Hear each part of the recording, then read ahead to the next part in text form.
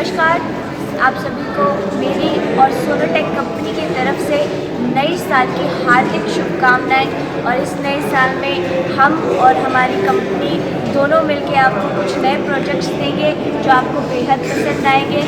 Channel को ज़रूर subscribe कीजिएगा क्योंकि हम आप लोगों के लिए कर रहे हैं बाकी हमारे राज्य से।